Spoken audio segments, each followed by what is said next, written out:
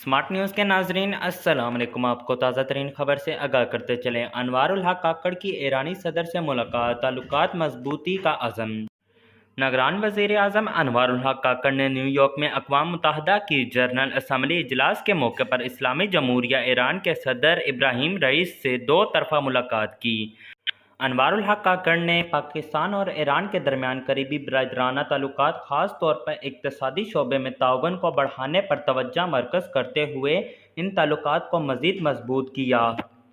मंगल को वज़ीर आज़म ऑफिस के मीडिया वैन से जारी करदा बयान के मुताबिक वज़ीर आज़म ने ज़ोर देकर कहा, मंद बॉर्डर सरहारी मार्केट के हाला इफ्तिताह और दीगर इक़दामात न सिर्फ सरहदी इलाकों के माशी तरक्की में मावन साबित होंगे, बल्कि दोनों ममालिक के लोगों की बेहतरी के लिए काम करने के इज्तिमा अज़म के वाज़ेह मुज़ाहिर के तौर पर काम करेंगे।